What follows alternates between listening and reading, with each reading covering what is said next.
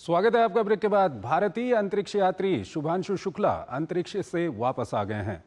शुभांशु शुक्ला के साथ 3 अंतरिक्ष यात्री एक कैप्सूल के जरिए अमेरिका के कैलिफोर्निया तट पर उतरे।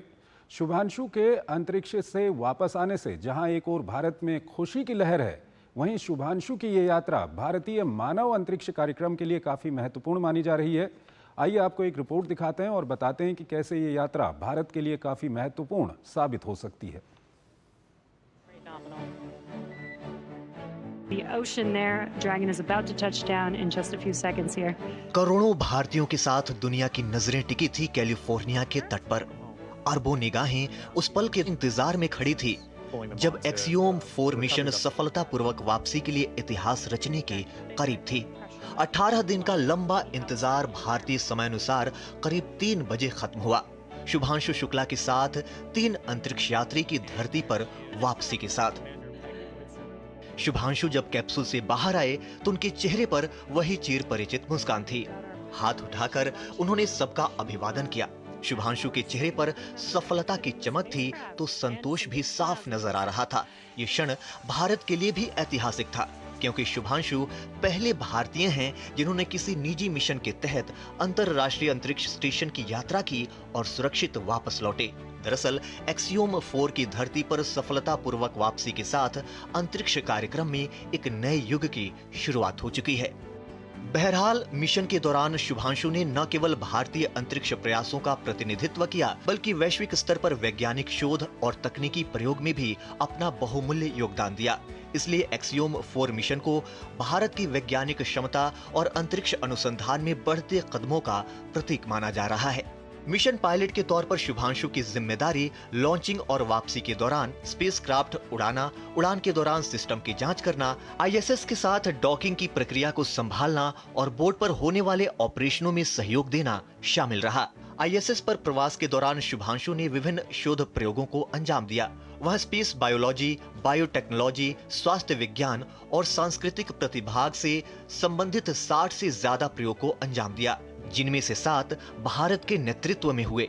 शुभांशु ने योग के प्रदर्शन और क्रू के पोषण के साथ शून्य गुरुत्वाकर्षण में भारतीय भोजन पर फोकस करने जैसी योजना को भी बखूबी निभाया। शुभांशु शुक्ला ने स्पेस सेंटर में अपने प्रवास के अंतिम सप्ताह में किसान की भी भूमिका निभाई। अनुसंधान के तहत अंतरिक्ष में खेती के प्रयास के तहत मूंग और मेथी के बीज उगाए। उन्होंने पेट्री डिश में सफलतापूर्वक अंकुरित हो रहे बीजों को आईएसएस पर एक स्टोरेज फ्रीजर में रख दिया। दरअसल ये खेती अंतरिक्ष में हो रहे एक शोध का हिस्सा है जिसमें ये देखा जा रहा है कि सूक्ष्म माइक्रोग्रेविटी अंकुरण और पौधे के शुरुआती विकास को किस तरह से प्रभावित करता है। राष्ट्रपति द्रौपदी मुर्मू और प्रधानमंत्री नरेंद्र मोदी ने शुभांशु शुक्ला की सकुशल वापसी पर खुशी जताई। प्रधानमंत्री नरेंद्र मोदी ने एक्स पर लिखा, मैं पूरे देश के साथ ग्रुप कैप्टन शुभांशु शुक्ला का स्वागत करता हूं, जो अपने ऐतिहासिक अंतरिक्ष मिशन से पृथ्वी पर लौट रहे हैं। अंतरराष्ट्रीय अंतरिक्ष स्टेशन का दौरा करने वाले भारत के पहले अंतरिक्ष यात्री के रूप में उन्होंने अपनी समर्पण, साहस और पथ प्रदर्शक भावना से करोड़ों सपनों को प्रेरित किया है। ये हमारे अपने मानव अंतरिक्ष उड़ान मिशन गगनयान की दिशा में एक और मील का पत्थर है।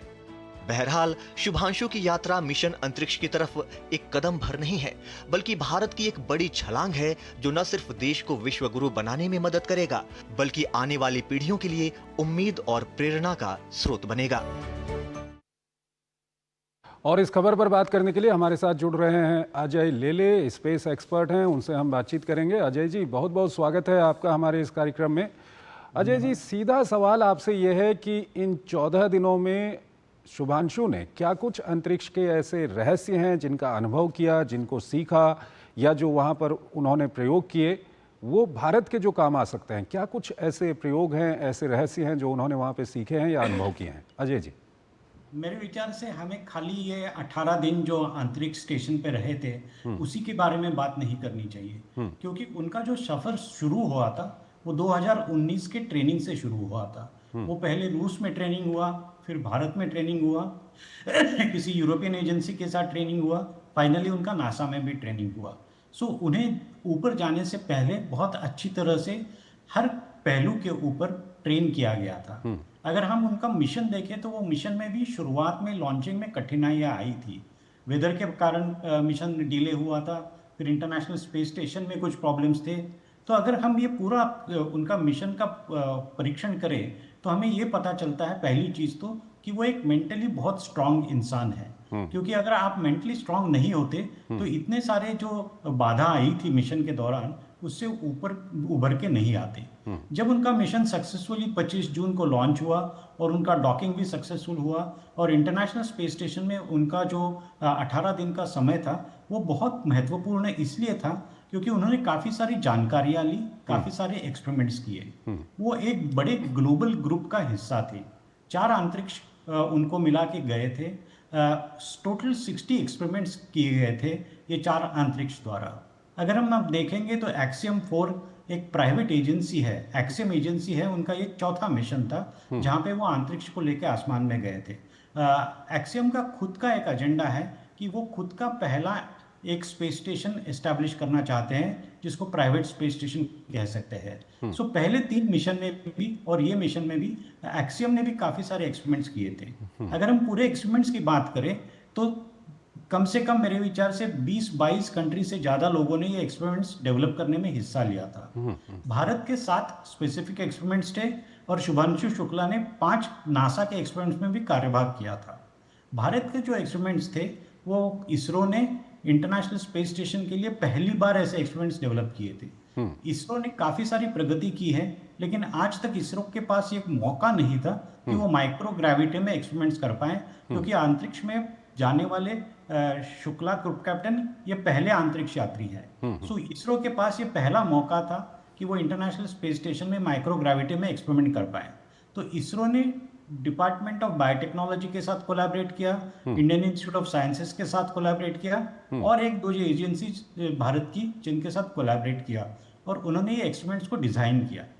ये एक्सपेरिमेंट्स को हम 3 हिस्सों में देख सकते हैं। एक हिस्सा ये था कि वो मानव का माइक्रोग्रेविटी में सस्टेनेंस कैसा रहता है, उनकी बोन डेंसिटी के ऊपर क्या प्रभाव हो सकता है, उनके मसल के पेशियों के ऊपर क्या प्रभाव हो सकता है, ये काफ़ी सारी चीज़ें जानने की ज़रूरत थी और वो एक एक्सपेरिमेंट उसके लिए बनाया गया था। दूसरा जैसा कहा गया था आपके वीडियो में कि स्पेस एग्रीकल्चर के लिए एक्सपेरिमेंट्स थे, मेथी के ऊपर एक्सपेरिमेंट्स थे, स्प्राउटिंग के ऊपर एक्सपेरिमेंट्स थे।